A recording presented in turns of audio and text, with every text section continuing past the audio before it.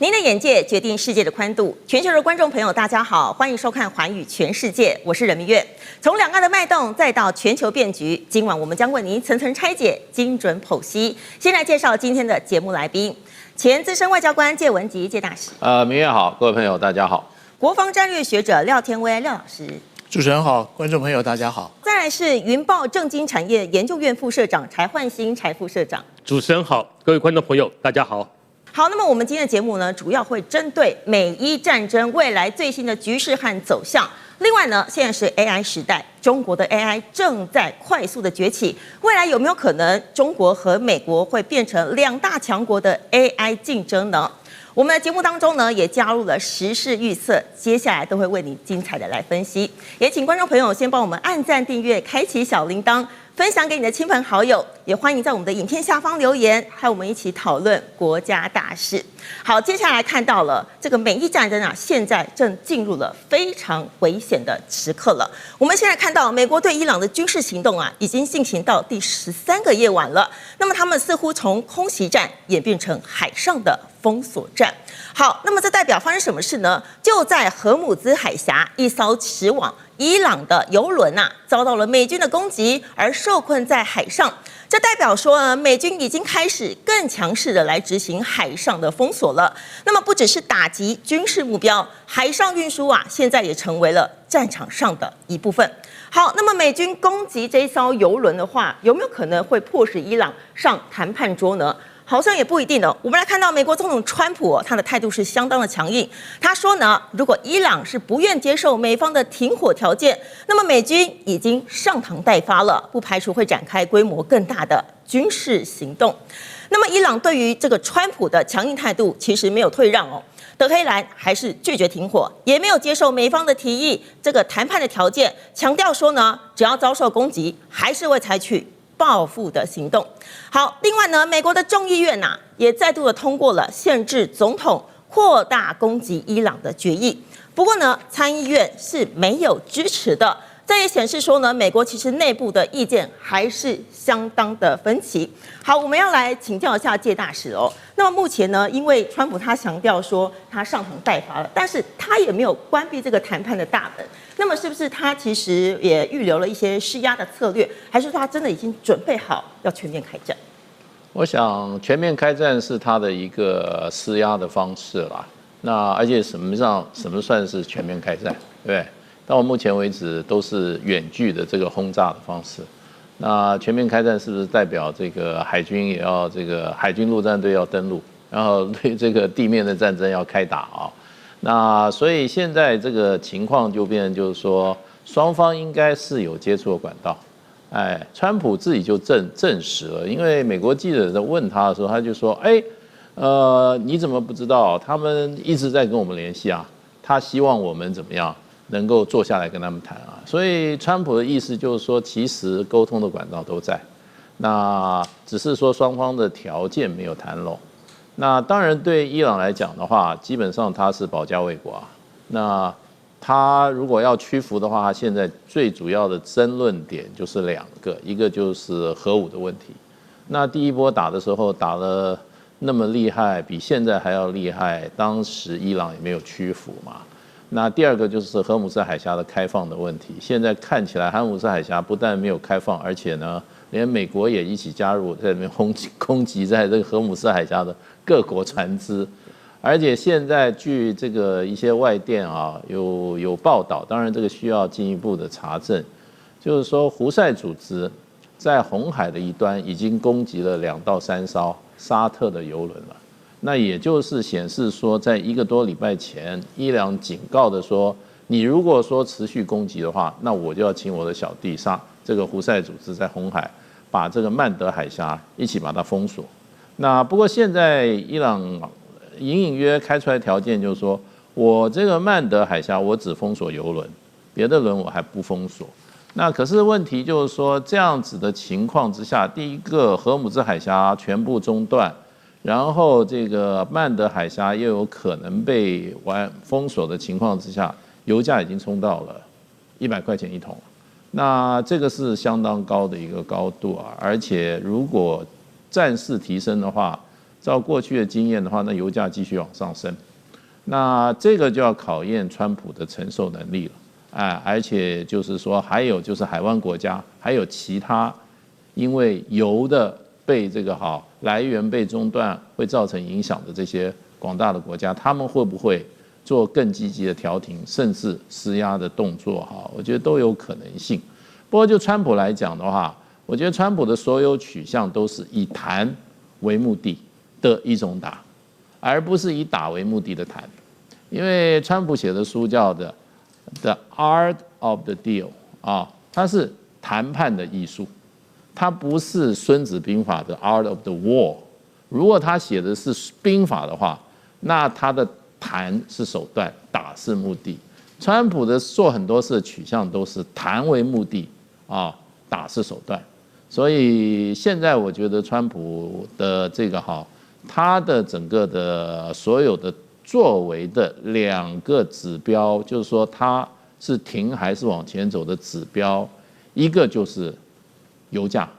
第二就是美國的通膨指數，還有美國的股市這些在美國上經濟的指數。所以這兩項我覺得會是約制川普未來行為的最主要的指標。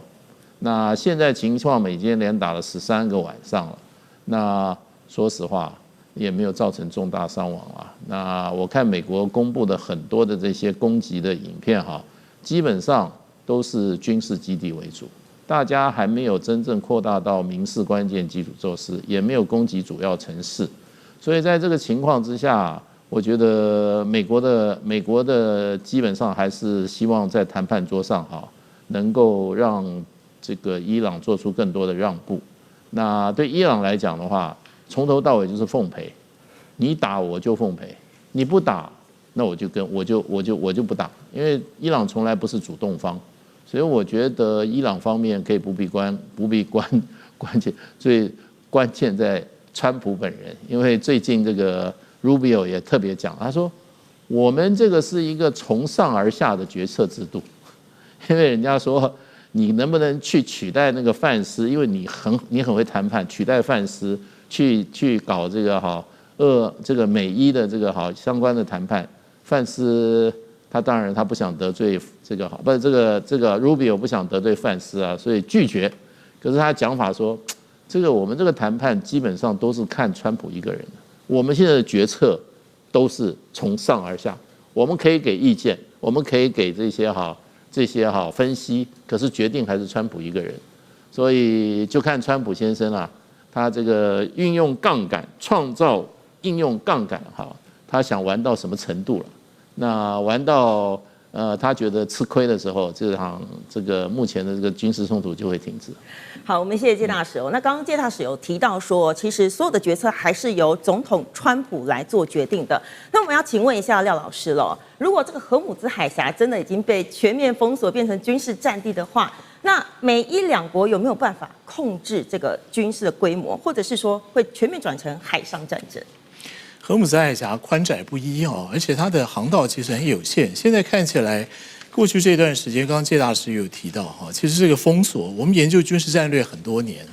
封鎖它基本上是一個強度，是施壓，是針對敵對國，所以它可能從要道、從水域到這個登船都有可能。那目前看起來這些都沒有那美軍在外海那伊朗控制大概就是哈格島附近的這個水域當然美國是想川普試探過，想要是不是荷姆茲海峽通行可以收費那顯然那個 scenario 沒有成真。那伊朗很可能，當然他就是要保住這個哈格島，它這個原油可以輸送，可以出口那現在這方面，既然美國在外海封鎖，所以很自然就借到紅海，借到這個曼德海峽。其實我們長期看這個走國際航道的都了解第一個最怕的就是區域的戰爭，那第二個怕什麼呢？怕海盜。大家就會覺得奇怪，為什麼現在索馬利亞沒有冒出頭來？因為中共早有布置重兵在吉布地所以加上現在這個索馬利亞客觀上他也沒有基本上在那個國際可以表演的舞台所以他基本上就沒有。但是我們注意到一點，就是川普最近講出來，他說他很可能會對非洲國家馬利去動武這個會是一個敏感的神經，所以這個就可以看出來啊。我們研究國際政治啊，看川普他怎麼去看這一場美伊的衝突啊。我們知道這個美國哈，他一定是從全球戰略來看，所以底下這些什麼國會的角力、國內的政治啊，大概都包藏在這一層底下。可川普是一個很特別的例外，在川普1.0的時候啊，我們研究軍事的人看不出他的軍事用兵準則在哪裡。到了2.0，這2年來還是看不出來啊。那我們就要猜，就是今年期中選舉以後，到最後這2年，到底有什麼驚天動地的變化？目前看起來，現在這個美伊戰爭卡在這裡哦。剛剛主持人問得很好，就接下來哈，這個軍事行動升級的可能，大概好像已經箭在弦上了。川普已經放話放了很多次了嘛，哦，而且他說一定要給予這個最強力的打擊。可是我們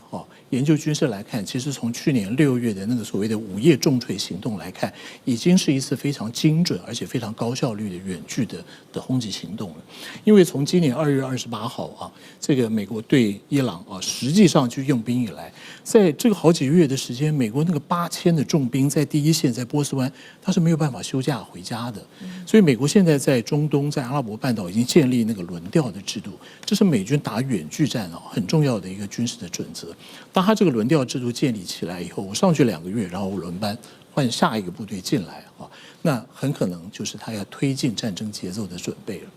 我們研究戰略的人看這個軍事的節奏，所以這個箭在弦上是真的有可能。但問題就是接下來看這個趨勢很可能川普這個人的習慣就是話先講得很滿，大家最後會倒退，會保留一點談判的空間，所以不太可能會升高到全面的戰爭。但是後面他一定會拉下來再談，再不能談的結果就給美軍預計一些再度出兵的一些能量或者是一些資本，再往前走一步。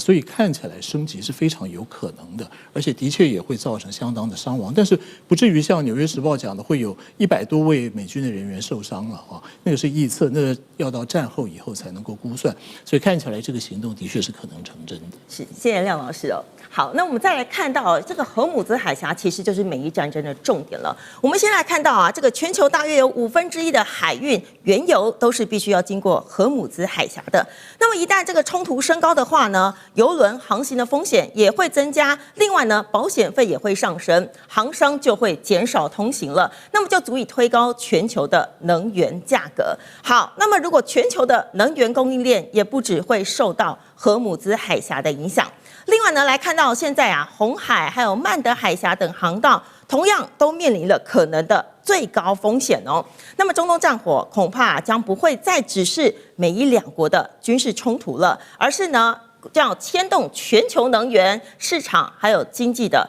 新一輪震盪了。好，我們來看到，如果這個未來美國真的採取非常強硬的措施的話，來問一下財富社長了。我們來看到這個，如果荷姆茲海峽它持續的緊張，如果這個原油持續被封鎖的話，那麼未來對全球的油價、航運還有供應鏈會造成多大的衝擊？實際上這一場的美伊戰爭所維持的時間，其實已經拖了相當長的一段時間。然後我們可以看到，就是伊朗確實控制住了整個荷姆茲海峽。那到現在的話，美軍都還不能派軍艦然後進去，也不敢派陸戰隊進去。但是我們可以看到，是整個的油價的話，大概就是在70美元到110美元這樣的一個區間，進行一個很明顯的一個震盪。在這樣一個前提之下的話，最主要的一個因素就是說，對，荷姆茲海峽非常的重要。但是他們還可以透過比方說像紅海，或者是說像蘇伊士運河，將油能夠運出去。所以說這樣子一個前提之下的話，當然油就是還有持續往外運的一個空間在，也不會有所謂的全球的石油危機。但是如果說連紅海都被控制住的話，那這個部分就會那這個部分的石油危機就會比較明顯的被凸顯出來。但是好死不死的是，如果大家不健忘的話，大概是前2天吧，在紅海就有一艘阿拉伯的郵輪，然後就被襲擊了，而且火勢還非常的猛烈。所以這也就意味着，其實伊朗極有可能派出所謂的代理人的方式，然後去控制住紅海。意思也就是說，伊朗會將整個的一個油運的範圍控制的範圍整個拉大，就是說不只是荷姆茲海峽，甚至是連紅海都被控制住的時候的話，那其實油源所能夠運出去的管道就變得非常非常的有限。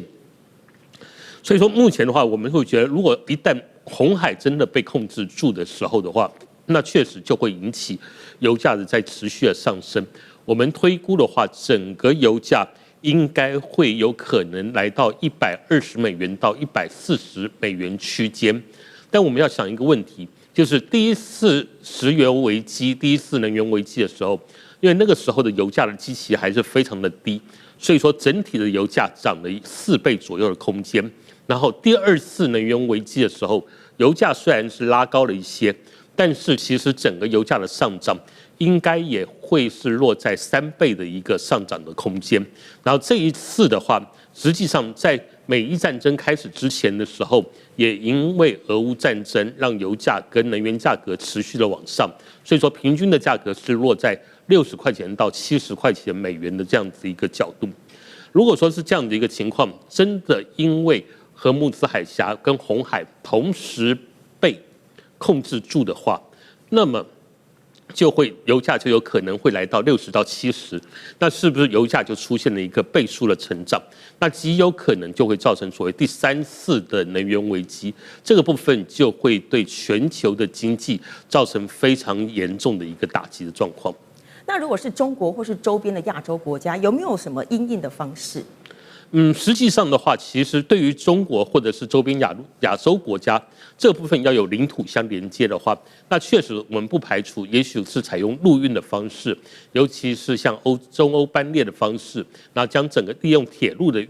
力量，然後將整個油給運到中國的這個地方去。那這個部分是有解決的方法，但這個部分沒有辦法去解決掉其他地區的一個油的缺乏，尤其是最危險的就莫過於日本、韓國跟台灣，因為我們不是產油國，但是我們在油的部分，對於中東的依賴可是非常深的。所以說，其實這個戰爭如果真的變成第3次能源危機的時候，其實對於我們台灣的處境，恐怕才會是一個非常麻煩的問題。好，我們謝謝財副社長啊，我們先休息一下，待會兒還有更精彩的美伊未來預測。